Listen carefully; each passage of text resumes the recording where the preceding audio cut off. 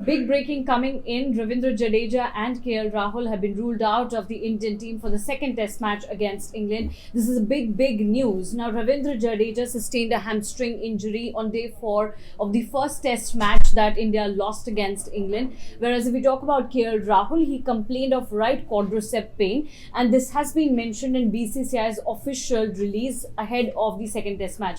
Animesh, before talking about all other developments before the second test match, tell me how big this blow is for the Indian team, क्योंकि हम पहला match हार चुके हैं.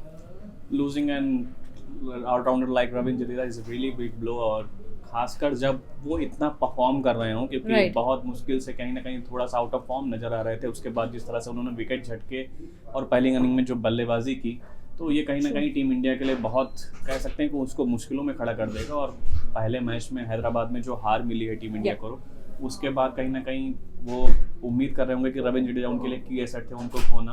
खैर उनकी चोट थी. उसके बाद केएल राहुल, जो मुझे लग रहा है टॉप 7 बैटर्स में he is the most deserving batter in that lineup, और उन्होंने ही सबसे अच्छा परफॉर्म किया था टीम इंडिया के लिए पूरे मुकाबले में. और सेकंड इनिंग में उतनी अच्छी पारी नहीं आई, लेकिन मेरे हिसाब से कहीं ना फर्स्ट इनिंग में जो 80+ की जो उनकी इनिंग्स थी, वो बहुत ब्रिलियंट इनिंग्स थी. आउट गलत तरीके से हुए थे, लेकिन मेरे हिसाब से जब विराट कोहली आपके साथ नहीं है, in absence of Virat Kohli, KL Rahul is the best to replace him in that squad. लेकिन अब उसके बाद दोनों ही प्लेयर्स का एक साथ चले जाना कहीं ना कहीं टीम इंडिया के लिए बहुत बड़ा झटका है. Absolutely, because these are two key players. You know, when we talk about Indian spinners, there's always a chatter about Ravichandran Ashwin and Ravindra Jadeja, and we saw what Jadeja Ashwin did. Now, Jadeja's absence will hurt India in the second test match, not only in front of bowling, but also in batting and fielding. Animesh ने ऐसा बताया किस तरह से वो तीनों departments में काफ़ी ज़्यादा अच्छे हैं, but this is a big blow. On the other side, KL Rahul has been phenomenal in test cricket. You know, when we talk about KL Rahul, everybody talks about, you know, how important he is and how he played in the first innings against England in the first test match also explains that his absence in the second test match will hurt India. Now, as replacements, Team India has announced Sarfaraz Khan in the team, Saurabh Kumar and Washington Sundar India A team में थे, उन्हें वहाँ से इधर बुलाया गया है. सरफराज खान, जिनके बारे में बहुत ज़्यादा चर्चा हो रही थी, because he has performed really well in domestic cricket and in other tournaments as well, and everybody was talking that why he isn't given any space. So now he's been included in the team, and then Saurabh Kumar as well. Animesh, तीनों players के बारे में आपका क्या कहना है, and how these players will benefit Team India for the second test?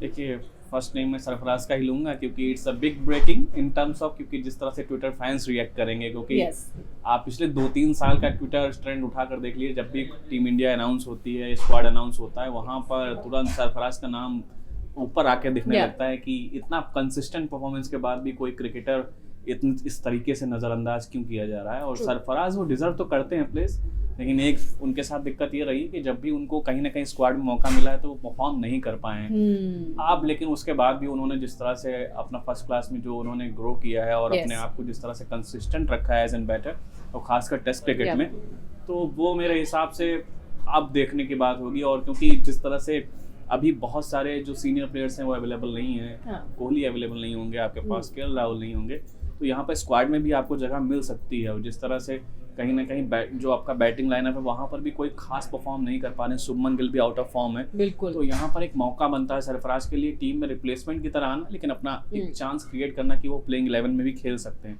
लेकिन अब मेरे लिए देखना ये होगा कि वो जो अगर ये जगह ले लेते हैं, उसके बाद उनको परफॉर्म करना होगा, क्योंकि how he performs in the match, वो कन्वर्ट करने में वो अभी तक तो नाकाम रहे. जब भी उनको मौका मिला है, वो कन्वर्जन रेट उनका काफी खराब रहा है जब भी उनको प्लेइंग 11 में जगह मिली है.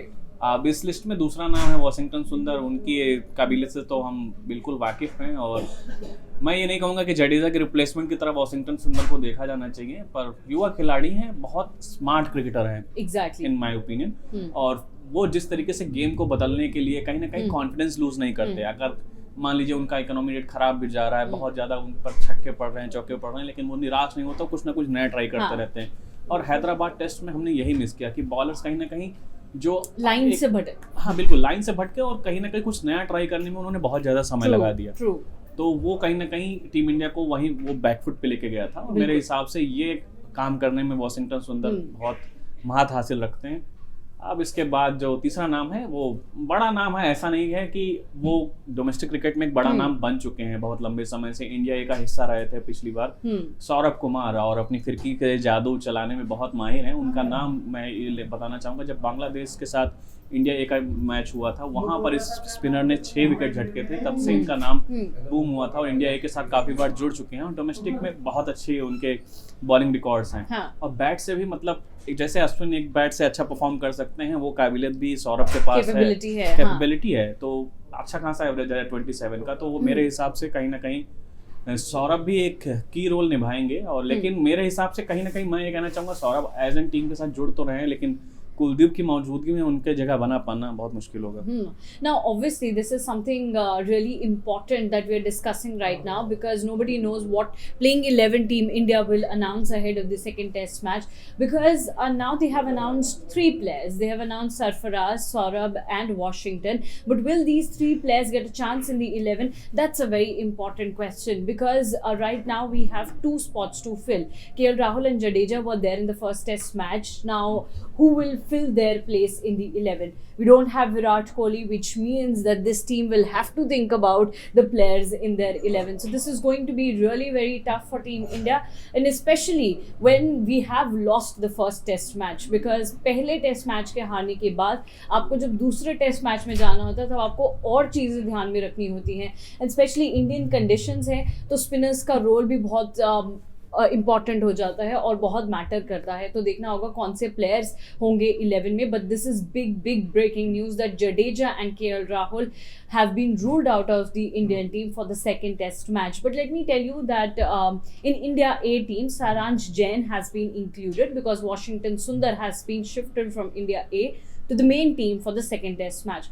Also, we have an update about Avesh Khan. Avesh Khan will continue to play Ranji Trophy with his team Madhya Pradesh, and he will play and he can be called to the team whenever needed. So these were the important updates. I'll give you a summary once again that Jadeja and Rahul have been ruled out. 3 players have been included, Sarfaraz, Saurabh and Washington. Saransh Jain has been included in India A team, and Avesh Khan will continue to play Ranji Trophy with his team and can be called back in the team whenever needed. So that's it for now. We will have a detailed discussion on cricket next in the evening in live show. Do stay connected with us, and we will see you there.